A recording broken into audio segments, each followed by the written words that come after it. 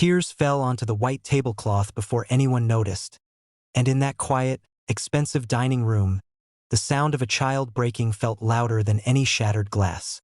The son of a millionaire CEO sat frozen in his chair, shoulders trembling, eyes red, trying to swallow a pain far too heavy for someone his age. Around him, sunlight streamed through tall windows, glinting off crystal glasses and polished silverware. But none of the luxury could soften the ache in his small chest. Something was missing at that table, something money had never been able to buy. Before the story unfolds, take a moment to like, comment, share, and subscribe to the channel Dreams Journal if you believe in kindness and second chances. Your support helps stories like this reach hearts that need them.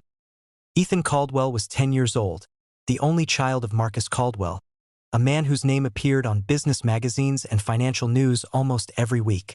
Marcus had built an empire from nothing, rising with relentless discipline and long nights, promising himself that his son would never struggle the way he once had.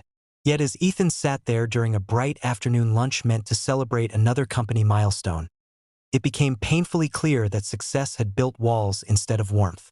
Ethan's mother had passed away years earlier after a sudden illness, and since then, the house had grown quiet, echoing with footsteps but empty of laughter. Tutors, caretakers, and staff rotated through his life, all kind in their own professional way, but none stayed long enough to truly belong. Marcus noticed the tears too late. He paused mid-conversation, confused and slightly irritated at first, then slowly alarmed. He had provided everything: private schools, vacations, toys that arrived faster than wishes could be spoken, but he had missed something essential. Ethan wasn't crying for attention. He was crying because the seat across from him felt unbearably empty. The silence of the table pressed in on him, reminding him every day that he was alone in a world too big for one small heart. The same restaurant, only a few tables away, sat a little girl named Lila Moreno. She was 7 years old, wearing a simple yellow dress, her dark hair tied back neatly, her face bright with curiosity despite the modest meal in front of her. She was there with her aunt, enjoying a rare treat in a place that usually felt out of reach. Lila noticed everything: the way people moved, the emotions they tried to hide. She saw Ethan's shaking hands and his eyes fixed downward, and something inside her stirred, a quiet understanding that didn't need words. Lila had grown up in a crowded home filled with cousins, shared rooms, and endless noise. Life was not easy, but it was full of connection. She understood loneliness because she had seen it in others, not because she lived it herself. As the adults talked and laughed around her, Lila slipped from her chair, drawn by an instinct that felt older than her years. She approached Ethan gently, her presence barely a ripple in the room's calm. What she shared with him wasn't loud or dramatic. It was simple, tender, and honest. She leaned close, her voice soft enough to belong only to him, explaining that sometimes sadness doesn't mean something is broken. It means something is missing.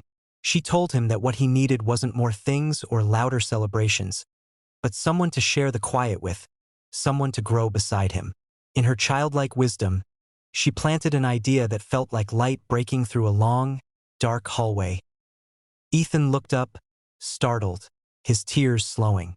For the first time in a long while, he didn't feel strange for hurting. He felt seen.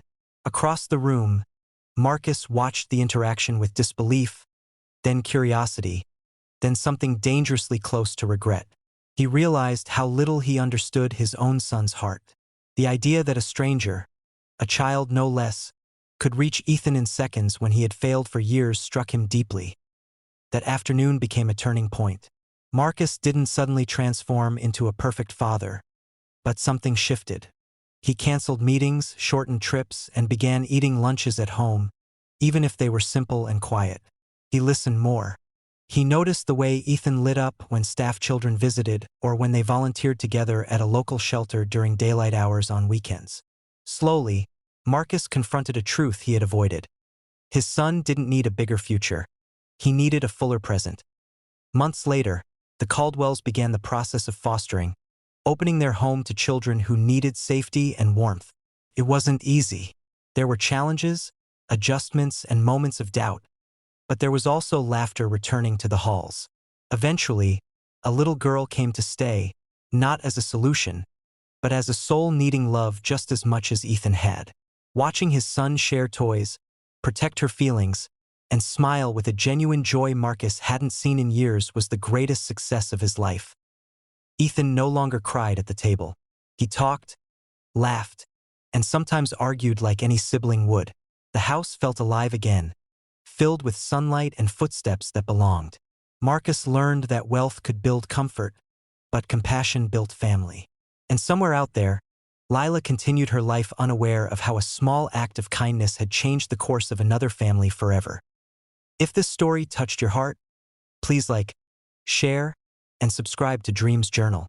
Your engagement helps keep these meaningful stories alive and reaching those who need hope. Before this story ends, we have a special request. Comment the word kindness below if you believe one small moment can change a life.